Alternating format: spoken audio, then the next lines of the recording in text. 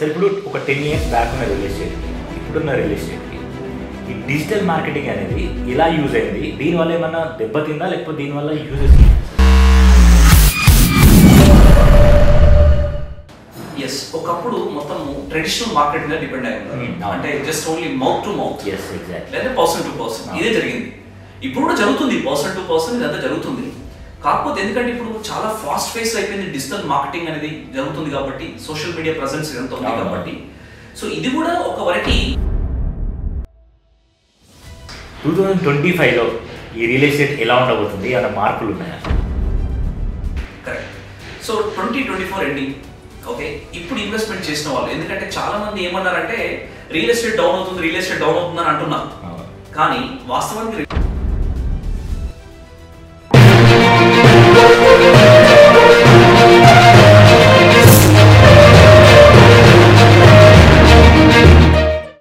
Sir ఇప్పుడు ఒక 10 years back ఉన్న రియల్ ఎస్టేట్కి ఇప్పుడున్న రియల్ ఎస్టేట్కి ఈ డిజిటల్ మార్కెటింగ్ అనేది ఎలా యూజ్ అయింది, దీనివల్ల ఏమన్నా దెబ్బతిందా లేకపోతే దీనివల్ల యూజెస్ ఉన్నాయా సార్?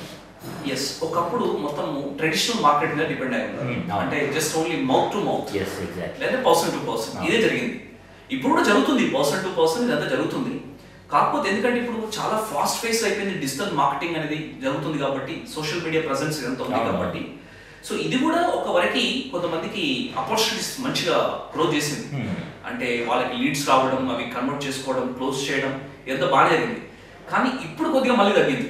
ఈ డిజిటల్ మార్కెట్ కూడా నమ్మేలాగా లేదు ఇప్పుడు, ఎందుకంటే ఫేక్ కంపెనీస్ ఎక్కువ అయిపోయినాయి. ఎవరిని నమ్మాలో ఎవరిని నమ్మకూడదో వీళ్ళకి అర్థమవుతలేదు, ఎవరికి ఇన్వెస్టర్స్ కి. దీనివల్ల ఏమవుతుందంటే జెన్యూన్ కంపెనీస్ కూడా ఇబ్బంది పడతా ఉన్నాయి, చాలా ఇబ్బంది అవుతుంది. సో డిజిటల్ మార్కెటింగ్ మంచిదే, కాకపోతే కొన్ని చూసుకోవాలి జాగ్రత్తగా. సార్ ఇప్పుడు ఇయర్ ఎండింగ్ వచ్చింది సార్, 2024 అయిపోబోతుంది. 2025లో ఈ రియల్ ఎస్టేట్ ఎలా ఉండబోతుంది అన్న మార్పులు ఉన్నాయా?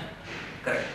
సో 2024 ఎండింగ్ ఓకే, ఇప్పుడు ఇన్వెస్ట్మెంట్ చేసిన వాళ్ళు, ఎందుకంటే చాలా మంది ఏమన్నారంటే రియల్ ఎస్టేట్ డౌన్ అవుతుంది, రియల్ ఎస్టేట్ డౌన్ అవుతుంది అని అంటున్నారు. కానీ వాస్తవానికి రియల్ ఎస్టేట్ డౌన్ కాలేదు, మంచి గ్రోత్ లో ఉంది. ఎందుకంటే రియల్ ఎస్టేట్ డౌన్ లో ఉంటే రిజిస్ట్రేషన్స్ కావద్దు కదా, మరి రిజిస్ట్రేషన్స్ అవుతున్నాయి. ప్రతి ఒక్క సబ్ రిజిస్ట్రేషన్ ఆఫీస్ అనేది చాలా బిజీగా ఉంది, 100 రిజిస్ట్రేషన్స్ అవుతున్నాయి. మరి అలాంటి టైంలో రిజిస్ట్రేషన్ డౌన్ ఎట్లయింది? కాలేదు. ఇప్పుడు రిజిస్ట్రేషన్ అంటే ఇప్పుడు తక్కువ రేట్ ఉన్నప్పుడు కొనుక్కున్న వాళ్ళకి అద్భుతంగా 2025లో మంచి రిటర్న్ చూడబోతున్నారు వాళ్ళు. సో ఎందుకంటే ఇప్పుడు మీకు తెలుసు ఏంటంటే ట్రంప్ గెలిచాడు అక్కడ, ఏది యునైటెడ్ స్టేట్స్ లో.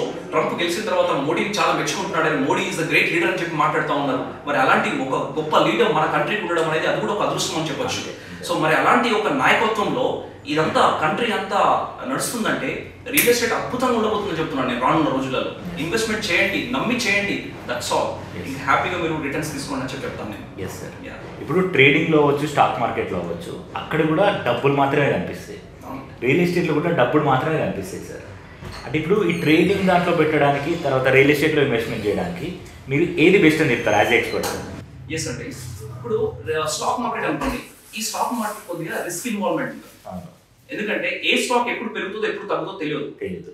సో మొన్నటి వరకు అదాని స్టాక్స్ మొత్తం పడిపోయాయి, ఇప్పుడు మళ్ళీ కొద్దిగా పికప్ అవుతున్నాయి. ఎందుకంటే అక్కడ యునైటెడ్ స్టేట్స్ లో అదాని మీద అరెస్ట్ అనేది ఒకటి అనౌన్స్మెంట్ వచ్చింది కాబట్టి దానివల్ల అదాని మొత్తం పడిపోయింది.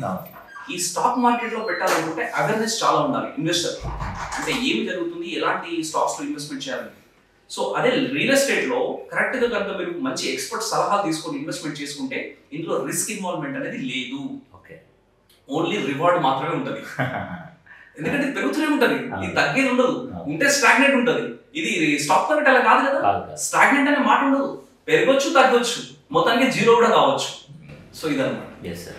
ఇప్పుడు జనాభా పెరుగుతున్న కొద్దీ ల్యాండ్ అనేది చాలా అవసరం, ఎందుకంటే మనకు ఖచ్చితంగా నివాస స్థలం అనేది ఖచ్చితంగా ఉండాలి. సో జనాభా పెరగడం వల్లే ల్యాండ్ కింద వాల్యూ పెరుగుతుంది. సో మన ఇండియాలో చూసుకుంటే జనాభా ఎంత ఉందో మన అందరికీ తెలుసు. ఒకవేళ జనాభా అనేది తగ్గుతూ వస్తే ఫ్యూచర్లో రియల్ ఎస్టేట్కి ఉన్న వాల్యూ పడిపోయే ఛాన్స్ ఉంటాయా కొంచెం ఫ్యూచరిస్టిక్గా? ఎస్, ఈ జనాభా తగ్గేది అనేది ఉండదు సార్, అసలు లేదు. ఎందుకంటే ఇండియా ఇప్పుడు నెంబర్ 1 ర్యాంక్ అయిపోయింది పాపులేషన్. సో అందుకే ల్యాండ్ అనేది చాలా డిమాండ్ వచ్చేస్తుంది. అండ్ అందులో హైదరాబాద్ అనేది ఇంకా ఎక్కువ డిమాండ్ అయిపోయింది. ఎందుకంటే ఇండియా మొత్తంలో ఎవరు చూసుకున్నా హైదరాబాద్కి వస్తున్నారు జనాలు అందరూ కూడా, నలుమూలల నుంచి హైదరాబాద్కి వస్తున్నారు. ఎందుకంటే ఉపాధి అవకాశాలు ఎక్కువ ఉన్నాయి ఇక్కడ, డెవలప్ అవ్వడానికి చాలా స్కోప్స్ ఉన్నాయి ఇక్కడ. సో దానివల్ల వస్తున్నారు. అది లేబర్ అనుకోండి, లేకపోతే ఎక్స్పర్ట్స్ అనుకోండి, ఇండస్ట్రీ లీడర్స్ అనుకోండి, ప్రతి ఒక్కరు కూడా మన హైదరాబాద్లో చూస్తున్నారు. మన ఇండియా గురించే కాదు, గ్లోబల్లీ కూడా ఎక్కడ చూస్తున్నారంటే హైదరాబాద్. పాపులేషన్ తగ్గుతనే మాట అది నేనైతే కన్సిడర్ చేయనండి, ఎందుకంటే తగ్గదు, ఇది పెరుగుతూనే ఉంటది. సో పెరుగుతుందంటే 100% పెళ్లిళ్ళు అవుతూనే ఉంటాయి, పిల్లలు పుడుతూనే ఉంటారు, వాళ్ళకి మళ్ళీ పిల్లలు పుడుతూనే ఉంటారు. జనాలు ఏం చేస్తారంటే స్ప్లిట్ అవుతూ ఉంటారు, ఎవరు ఫ్యామిలీ వాళ్ళకండి. ఇప్పుడు నా ఫ్యామిలీ నాకైపోతుంది, మీ ఫ్యామిలీ మీకైపోతుంది, మీకు ఒక ఇల్లు కావాలి, నాకు ఒక ఇల్లు కావాలి, ఇలా ఉంటుందండి. సో అందుకే డిమాండ్ అనేది ఎక్కువ ఉంది. సార్ ఇప్పుడు ఆర్ఆర్ ఇక్కడ ఇంపార్టెంట్గా ఉన్న గ్రోత్ ఏంటి అండ్ ఫ్యూచర్లో రియల్ ఎస్టేట్కి ఇది ఎలా ఉపయోగపడబోతుంది సార్? ఎస్ అండి, ఇప్పుడు ఫస్ట్ కనుక మనము ఐఆర్ఆర్ అంటే internal ring road, internal ring road దగ్గర ఎంత డెవలప్మెంట్ వచ్చిందో మనమే చూస్తున్నాం. అసలు మనం ఒక గజం కొనాలంటే కొనలేము. బేగం బజార్లో 10 లక్షల గజం అమ్మారండి మన రీసెంట్గా 6 months బ్యాక్. సో అలాంటిది ఇప్పుడు ఓఆర్ఆర్ మళ్ళీ నెక్స్ట్ అంటే అవుటర్ రింగ్ రోడ్. ఈ అవుటర్ రింగ్ రోడ్ దగ్గర కూడా ఎంత పెరిగిపోయిందంటే రేట్స్ 70,000 నుంచి 150,000 నుంచి 2 లక్షలు కూడా అమ్ముతున్నారండి గజం, ఏరియాని బట్టి. అదే ఇప్పుడు గచ్చిబౌలి నాసింగ్ కనుక తీసుకుంటే 2 లక్షల రూపాయలు పెట్టి మనకు గజం దొరకదు అక్కడ. ఇప్పుడు ఉన్న అవకాశం ఏంటంటే ఒక ఇన్వెస్టర్కి RRR దగ్గర ఇన్వెస్ట్మెంట్ చేయొచ్చు, ఎందుకంటే ఇంకా RRR అనేది స్టార్ట్ అవ్వలేదు. లేటెస్ట్ అప్డేట్ ఏంటంటే RRR పైన జనవరిలో శంకుస్థాపన చేయాలనుకుంటున్నారు. సో దీనికోసం నితిన్ గడ్కరీని ఇన్విటేషన్ ఇచ్చున్నారు గవర్నమెంట్, తెలంగాణ గవర్నమెంట్. ఎందుకంటే Nitin Gadkari central roads minister కాబట్టి అతనికి ఇన్విటేషన్ ఇచ్చారు ఆల్రెడీ. సో ఇప్పుడు ఇది ఒక లేటెస్ట్ అప్డేట్ అనమాట. ఇప్పుడు కనుక ఇన్వెస్ట్మెంట్ చేస్తే ఒక 4 to 5 years ఆఫ్ టైంలో ఖతర్నాక్ రిటర్న్ చూడబోతున్నారు RRR దగ్గర.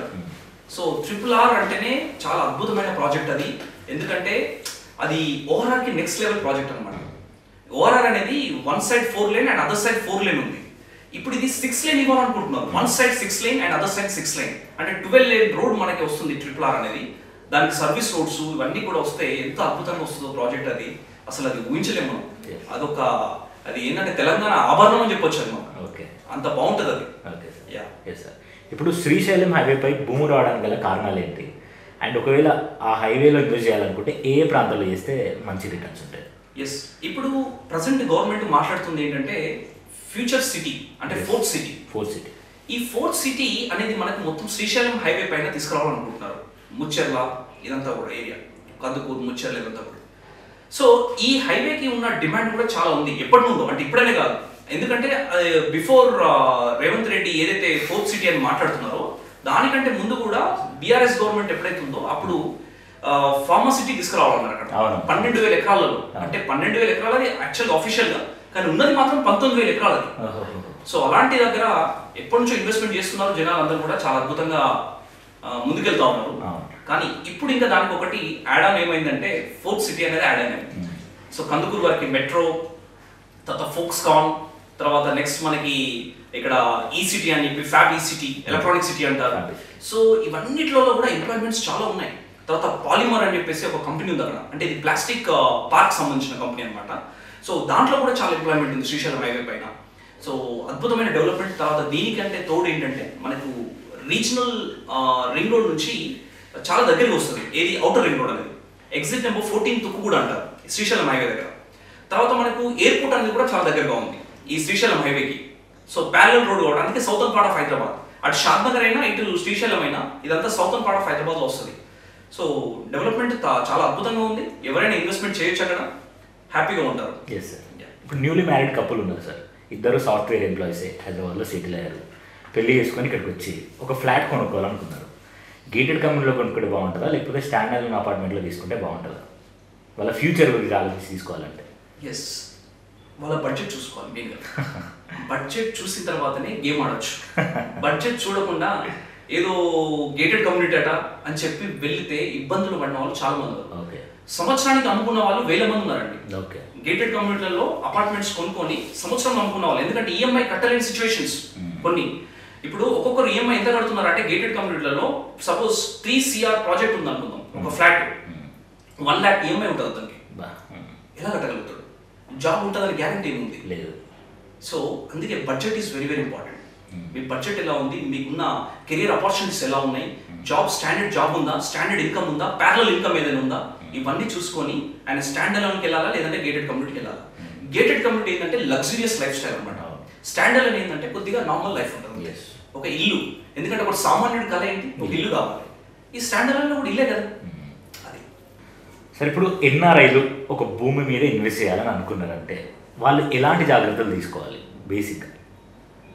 ఎస్, ఎన్ఆర్ఐలు అనేది చాలామంది హైదరాబాద్లో ఇన్వెస్ట్మెంట్ చేస్తున్నారు.